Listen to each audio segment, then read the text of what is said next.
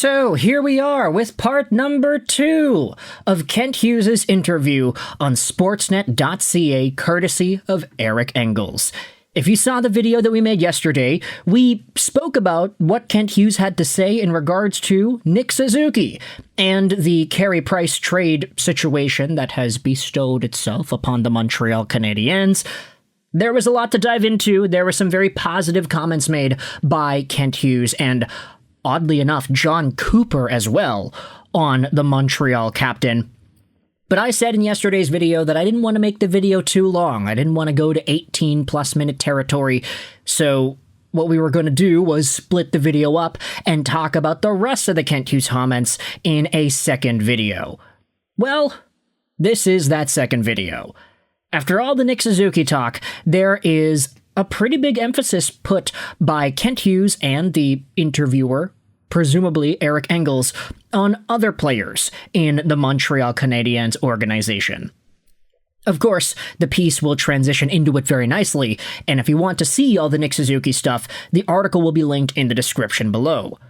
But this is where the transition happens in the piece. Nick Suzuki has taken a step forward in his role as Canadiens captain, according to Kent Hughes. I think there's been real growth in terms of more active leadership from Nick Suzuki, Hughes said. He's always been a leader, but I think he's more comfortable in that role, which is only natural as you get a little bit older. And also, you taste a little bit of success and want to make sure we don't let that slip through the cracks. He knows it's going to be hard, and he's doing his job as a leader to reinforce that to all the players and make sure they're all doing everything in their power to be ready for the start of the year.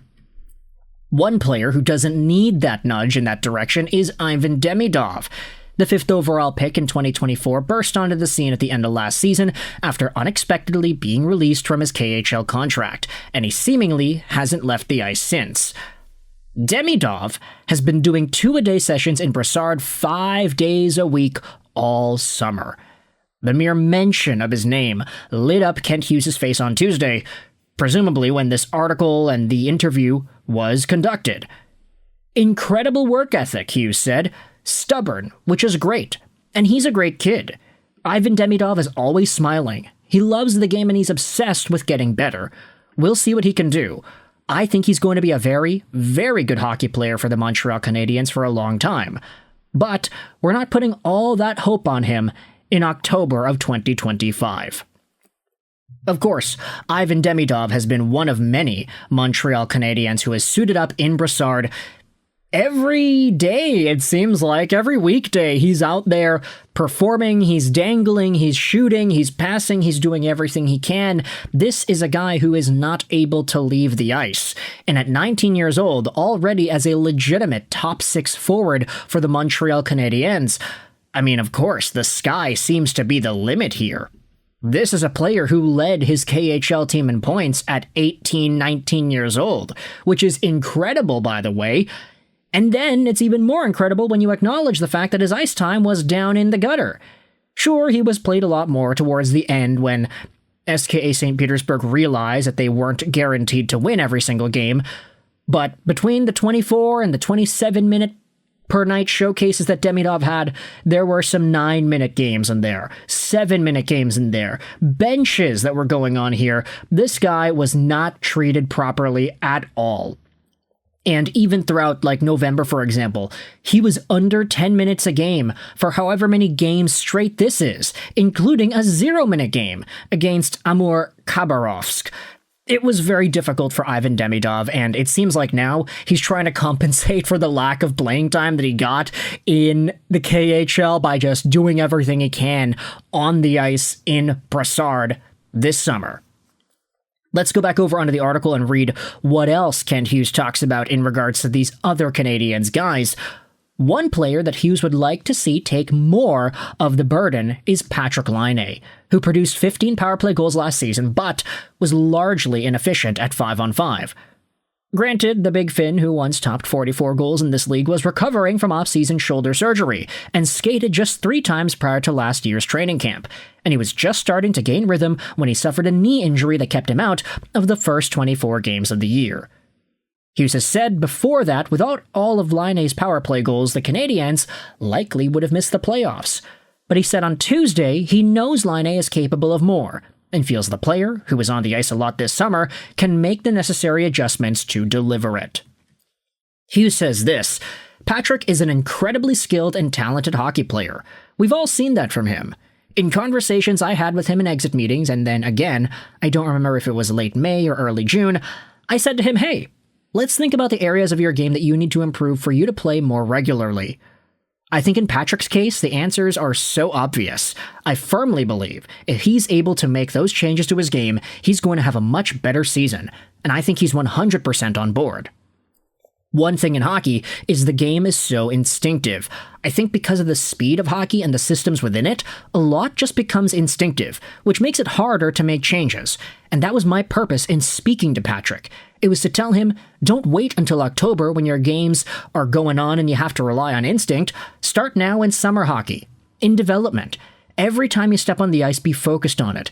Ask Adam to talk to you about it and get him to give you the repetition of doing it right to make these adjustments stick so that you become more conscious of what you're doing and when you're doing it wrong. That's a very in-depth answer. What a nice spoken guy Kent Hughes is. We'll see if all of Laine's work with Nicholas this summer pays dividends. This is where Kent Hughes starts talking about some other guys, Alex Newhook and Kirby Dach. Where there are holes in a team's lineup, players should relish the opportunity instead of fearing failure, and they should get excited by the prospect of success, Hughes said, even if it's not guaranteed. I think that's what really separates some of the great athletes. They don't fear failure. They chase success and understand they may not get it all the time. So our hope is they step in. Now, the article then has a little ending segment in regards to Noah Dobson, and of course, you weren't going to get a Kent Hughes interview done without even acknowledging the former New York Islanders D-man.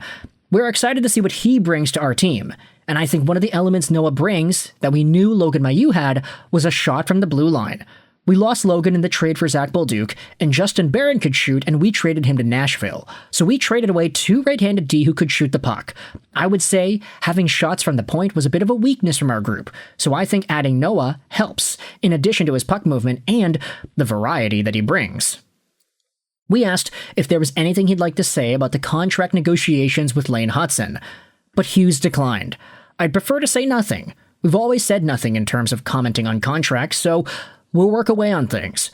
I've always believed that when people make comments, things get misinterpreted, expectations are created, and false narratives, like we've done with every other player. When the contract's concluded, then we'll announce it. Whenever that happens, we'll have another conversation about the salary cap. Yay! What a nice way for Eric Engels to end off the article here, but man oh man does Kent Hughes provide some insight in regards to the Canadiens' acquisitions, the new faces on the team, the old faces on the team, the guys who need to improve, the guys who are coming in with some improvements that they've got themselves. There's a lot to talk about here, and I want you to let me know your thoughts in the comment section below. How do you feel about Kent Hughes' commentary on Ivan Demidov's work ethic, Noah Dobson's addition, as well as Newhook, Dach, and the Lane Hutson conversation as well with the contracts? Let me know in the comments all your opinions about these things. The article is going to be linked in the description. I hope you enjoyed this video. And bye.